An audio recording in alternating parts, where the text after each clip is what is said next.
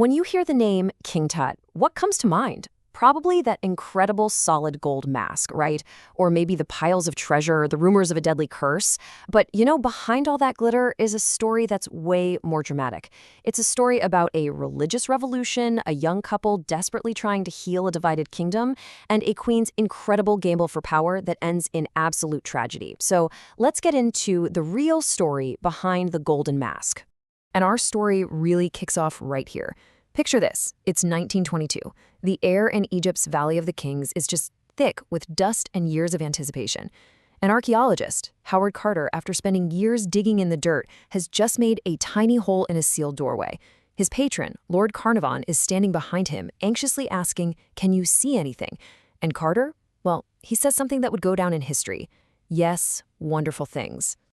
And that one moment, that one phrase, absolutely ignited the world's fascination with King Tut, a fascination that's still going strong today. But that electrifying moment wasn't just a lucky break. It was actually the climax of a very careful, step-by-step process that played out over a few incredibly tense weeks. So how did it happen?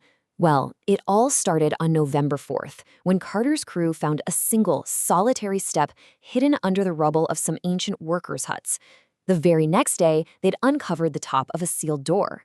For almost 3 weeks, they painstakingly cleared away the debris until finally, on November 24th, the whole doorway was exposed, and it had intact royal seals with a name on them, Tutankhamun.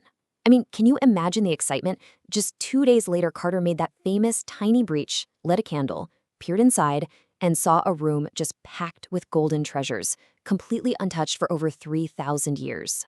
Okay, so the discovery is amazing, right? But to really get why this tomb was so special, and frankly, why it was even lost in the first place, we have to rewind. We've got to go back a generation to the chaotic, revolutionary world that Tutankhamun was born into. So let's meet Tut's dad, the pharaoh Akhenaten. This guy wasn't just any ruler. He was a radical, a revolutionary.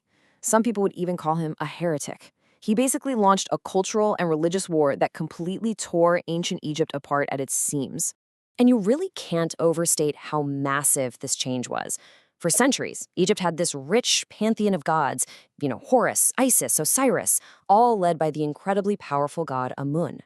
Akhenaten just threw it all away. He declared there was only one true god, the Aten, which was the physical disk of the sun.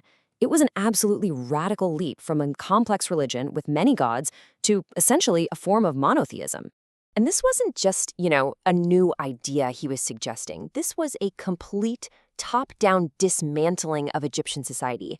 Akhenaten shut down the temples to all the old gods, which effectively fired the most powerful and wealthy priesthood in the entire country. He then abandoned the traditional capital of Thebes and built a brand new city out in the desert, all dedicated to his one god. He even changed the art style. He basically plunged the entire country into chaos. And you can see the entire story of Tut's reign, his whole mission, right here in his name. See, he was born Tutankhamun, which means the living image of the Aten, honoring his father's god. But as soon as he became pharaoh, he changed it to Tutankhamun, the living image of Amun. That single name change was a massive political statement. It signaled his entire purpose, to undo his father's crazy revolution and bring back the old familiar gods. Now, he didn't take on this monumental task alone. His short reign was really a partnership with his wife, who was also his half-sister, Ankhesenamun. Together, these two, and they were basically teenagers, tried to put a fractured, broken country back together again. We know this from a famous inscription called the Restoration Decree. In it, Tutankhamun lays out how the gods had completely abandoned Egypt because of his father's actions. His whole mission, really, was to restore what the Egyptians called Ma'at, this core concept of order, truth, and cosmic balance. He believed his father had shattered that balance, and it was his sacred duty to fix it. And this is where the story gets really personal. The treasures in his tomb give us this incredibly human picture of the young royal couple. We see these intimate scenes of Ankhesenamun lovingly anointing her husband on his golden throne.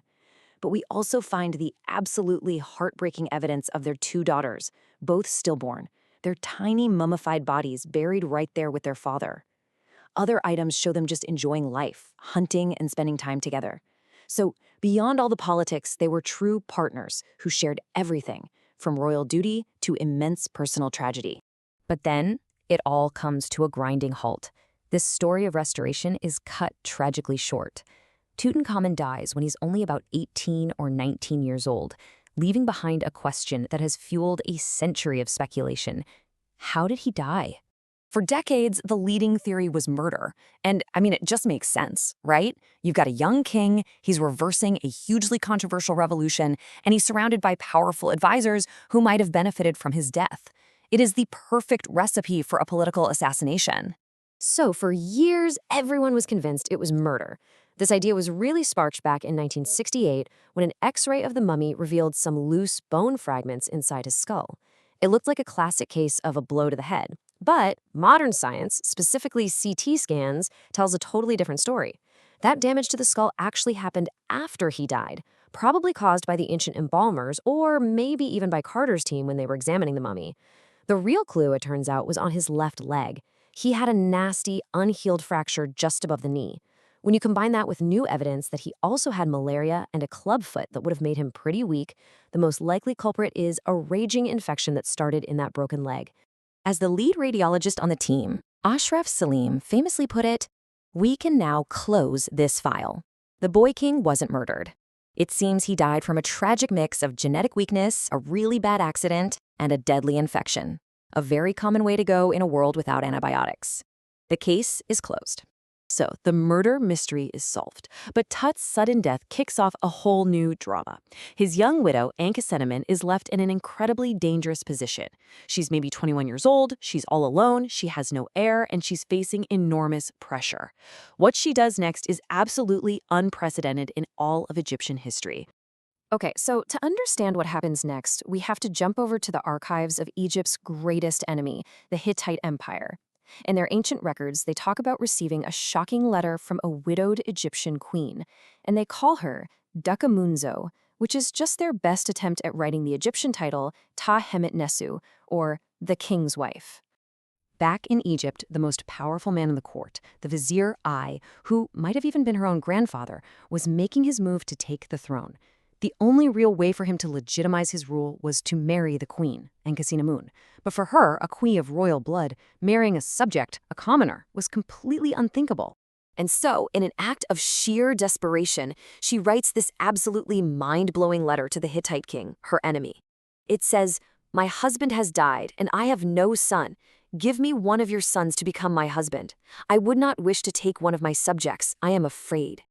This is just an incredible gamble. Egyptians viewed foreigners as inferiors. For a queen to offer to marry one was a cry of pure terror. The Hittite king, probably stunned, eventually confirms the offer isn't some kind of trick, and he sends his son, Prince Zananza, to Egypt to marry the queen. But the prince never makes it. He was murdered on his way to Egypt, almost certainly by agents working for A. With her foreign prince dead, Ankhesenamun's desperate gambit had failed. She was likely forced to marry A, who then became Pharaoh. And after that, she vanishes completely from history. And Ankhesenamun's disappearance wasn't an isolated event. It was the beginning of the end for her entire family line. The whole Amarna royal family, Akhenaten, Tutankhamun, and Ankhesenamun, was about to be systematically erased from the pages of history. The ancient Romans had a perfect phrase for this, damnatio memoria. It literally means the damnation of memory. It was an official act to completely wipe someone from existence, chiseling their names off monuments, tearing down their statues, pretending they were never even born. It's like being officially, systematically canceled from history. So how did it happen? Well, it was like a series of dominoes falling. After Ai's very short reign, the powerful army general Horemheb took the throne. And to make his own rule seem legitimate and to distance himself from that whole chaotic Amarna period, he started a massive campaign to erase his predecessors. He declared Akhenaten a heretic, and he treated him and his successors, including Tutankhamun, as if they had never existed. Because of Horemheb's campaign, Tut's name was forgotten. And because he was forgotten, his tomb, which was pretty small and insignificant for a king, was eventually buried under the rubble from the construction of a later, larger tomb. It was completely lost to the sands, hidden from tomb robbers for over 3,000 years, just waiting for Howard Carter to stumble upon it, perfectly preserved. Which leaves us with this incredible final irony. Did the very man who tried to erase King Tut from history actually end up ensuring his immortality?